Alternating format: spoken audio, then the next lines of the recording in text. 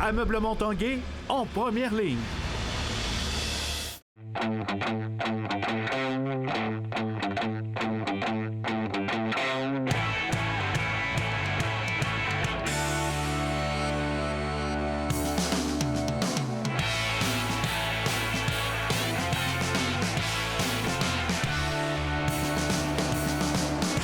À tous, un bon jeudi. Bienvenue à l'Esprit sportif. On parle d'abord de patinage de vitesse longue piste, alors que le Québécois Laurent Dubreuil connaît tout un début de saison après 4 Coupes du monde. Il est de retour à la maison avec une médaille de bronze aux 500 mètres, une 4e place aux 1000 mètres, son meilleur résultat en carrière, et 2 autres podiums au sprint par équipe.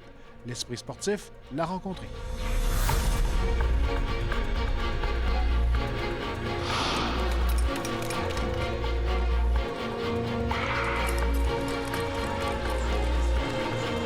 Laurent Dubreuil, bienvenue à l'Esprit sportif. Merci. Tu passeras un joyeux temps des fêtes. Il va être déjà une bonne raison, ta petite fille, mais tu t'en passeras un doublement parce que tu as bien amorcé ta saison. Est-ce qu'on peut dire que c'est le meilleur début de saison de ta carrière? Deuxième meilleur début, je dirais, mais ça fait très longtemps à l'autre, donc meilleur d'histoire récente.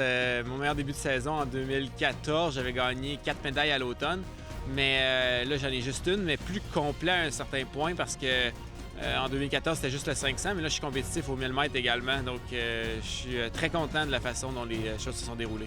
Bronze medalist, Team of Canada. Justement, qu'est-ce qui t'a satisfait de ta médaille au 500, ta 4e place au 1000 mètres, tes podiums en équipe? Oui, à toutes ces réponses. Je dirais surtout la médaille, évidemment. Moi, j'aime ça me battre pour les médailles. J'aime ça gagner des médailles. C'est ça qui me motive le plus. Par contre, ce qui me surprend le plus agréablement surpris, c'est le 1000 mètres, qui finit 4e au 1000 mètres. D'être 4e au classement cumulatif du 1000 mètres, j'en reviens tout simplement pas. Là. Je croyais pas à ça avant le début de l'année. Je savais que mon 500 serait compétitif. Je savais que mon 1000 mètres serait bon pour moi, mais là, il est bon tout court. Là. Mon meilleur résultat avant, c'était 7e. Donc, même mes 2 autres courses, j'avais fini 9 et 11e cette année. C'était très bon pour moi également. Je suis pas tant que ça de top 10 dans ma carrière au 1000 mètres, mais là, 4e, vraiment, j'ai pris une coche. Je pense que j'aurais peut-être pu faire un petit peu mieux en plus. C'était une très bonne course, mais j'étais même pas à 2 dixièmes de la médaille. Donc, c'est vraiment serré. J'ai jamais été proche comme ça du podium. Puis, ça fait des années que je travaille fort pour améliorer cette distance-là, pour devenir ajouter une 2e distance à mon arsenal, puis être capable de gagner des médailles là-dessus. Donc, je me rapproche vraiment, puis j'espère que dans la 2e moitié de saison, ça va être la bonne. Ton podium aux 500 mètres, évidemment, ça amorçait bien cette saison-là. Oui, exact. Puis en plus, le podium est venu justement dans une semaine où j'avais le dos claqué, le dos barré complètement. Donc, j'avais pas été capable de patiner plusieurs jours pendant la semaine. Je m'en suis remis juste à temps pour les courses, puis j'étais capable de performer. Donc, ça me laissait croire que justement, si j'étais capable de gagner une médaille avec un dos incertain, puis une semaine pas du tout optimale, j'ai très hâte de voir ce que je peux faire en 2e moitié de saison si je suis capable de guérir ça. Là. Un gros dossier de régler, tu es qualifié pour les championnats du monde sur 500 1000 mètres. Ça aussi, ça arrive rapidement et tu es sûrement satisfait de ça. Oui, vraiment satisfait. C'est pas facile. La plupart des postes sont en jeu à Noël. Il fallait être plus ou moins le premier Canadien dans chacune distance pour être préqualifié. Donc, c'est difficile. Aux 500 mètres, on a Alex Boisvert-Lacroix qui a gagné une médaille, lui également, puis il n'est pas préqualifié. Donc, c'est vraiment difficile. Nos critères de sélection favorisent pas la présélection. Donc, d'avoir été capable d'être le premier Canadien aux 500 et aux 1000, je suis très satisfait. Ça me permet de passer un peu plus de temps en famille. Ça ressemble à quoi la 2e moitié de saison? Il y a une Coupe du monde à Calgary, puis le championnat du monde la semaine suivante à Salt Lake City. Puis après ça, il y a 2 semaines, une semaine où il n'y a rien. Après ça, il y a le championnat du monde sprint en Norvège, puis la Coupe du monde finale aux Pays-Bas. Donc, quand même beaucoup de voyages, des grosses compétitions, puis je l'espère, d'autres médailles. Merci Laurent, bonne continuité. Joyeux Noël à toute la famille. Merci beaucoup, joyeux Noël aussi. Originaire de Pont-Rouge, le hockeyeur Jean-Marc Richard verra son chandail retiré par les Saguenayens de Chicoutimi au début de l'année 2020.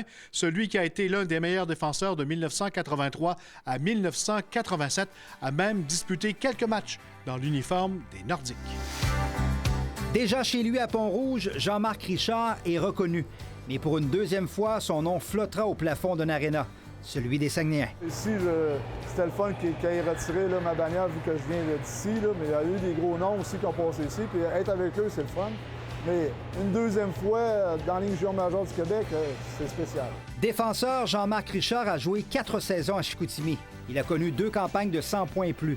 Dans l'histoire de la LHJMQ, seul Gilbert Delorme en a fait autant comme défenseur.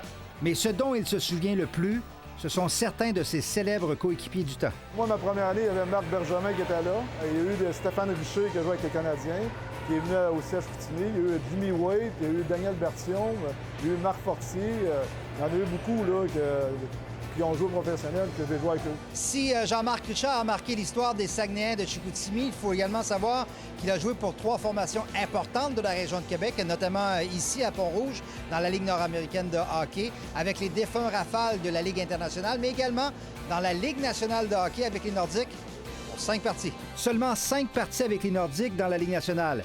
Un souvenir qu'il caresse encore, d'autant plus que dans ces 5 parties, Jean-Marc Richard a réussi à marquer 2 buts et se souvient du gardien qui avait été victime du premier. Tom Barrasso contre Buffalo.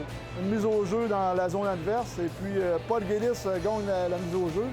Puis je reçois la rondelle à la défense, et puis je prends un lancer frappé, puis je vais marquer un but comme ça. Jamais repêché par les Nordiques, mais jamais il n'oubliera son court passage dans la Ligue nationale. Ma première partie, le feeling que tu es tout petit, tu penses à jouer, à faire une carrière, puis là, tu te retrouves là, devant plein de spectateurs, chez toi en plus. Et c'est dans son 2e chez lui que Jean-Marc Richard sera immortalisé le 3 janvier prochain.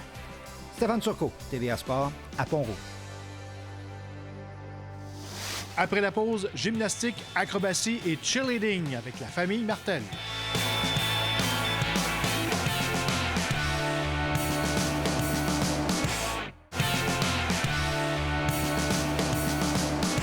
Depuis des années maintenant, la famille de Fernand Martel baigne dans l'entraînement, la gymnastique et l'acrobatie, tellement que ses fils François et Mathieu dirigent maintenant le studio acrobatique. On y retrouve également du cheerleading. Plus de détails dans ce reportage de Jonathan Fournier.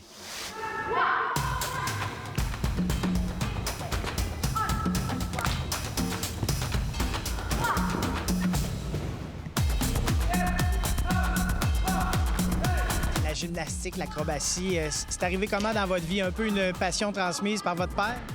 Oui, mais c'est le sport. T'sais. Au début, pour aimer la gymnastique, il faut que tu aimes le sport. Puis depuis qu'on est tout petit, moi, mon père faisait beaucoup de sport. On était élevés là-dedans, à bouger, à sauter et à tourner.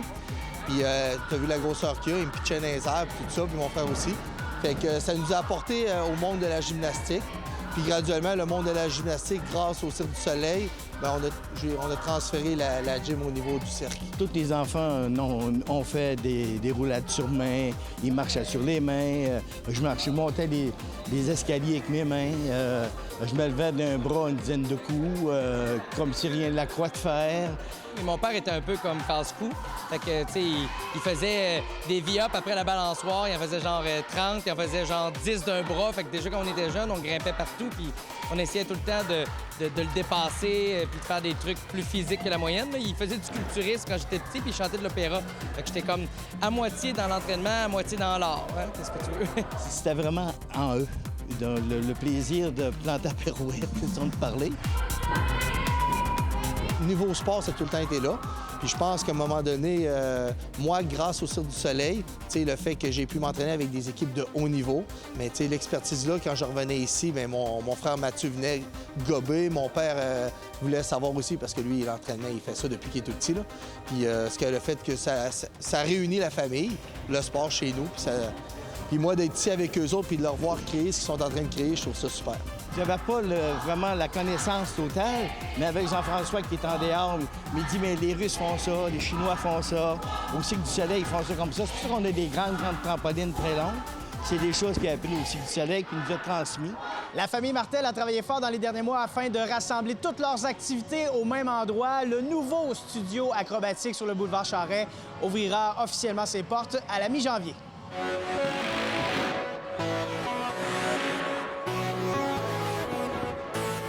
va y avoir des super tramps, qui sont les trampolines qui sautent le plus haut au monde, des trampolines de préparation pour ceux qui font les championnats mondiaux. Il va y avoir des trampoins olympiques, il va y avoir un sol de cheer, des équipes de cheer ici.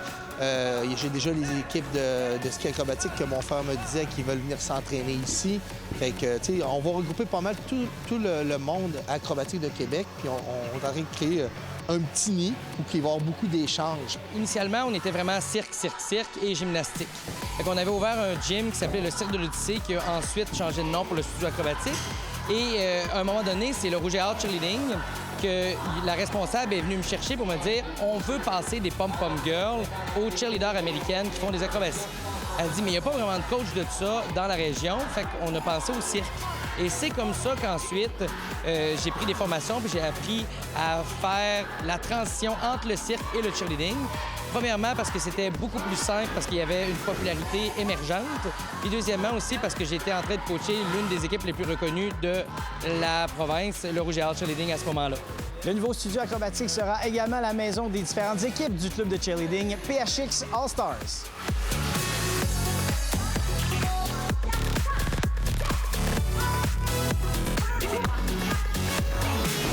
Nous, on fait les compétitions mondiales, celle qui est au Mexique, puis on fait celle qui est à Walt Disney, la plus réputée. Puis on fait des compétitions mondiales depuis maintenant 6 ans. On a autant du récréatif que du performance, puis nos performants, comme eux derrière, qui font des équipes World, bien, eux, tu sais, ils travaillent depuis des années et des années à se rendre là. C'est soit des anciens gymnastes, soit des cheerleaders de carrière ou même quelques porteurs qui étaient attirés par le cirque puis ont appris à faire du cirque. Puis finalement, ils ont bifurqué vers le cheerleading. Tu prends comme le plus beau du sport de la gymnastique, puis tu mets ça dans une ambiance festive puis d'encouragement puis d'équipe.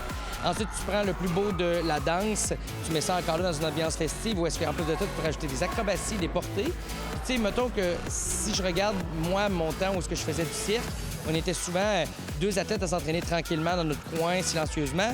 Bien, eux ont le même feeling que nous, mais version encouragement avec 20 autres personnes qui leur poussent dans le derrière puis qui les encouragent à donner leur maximum.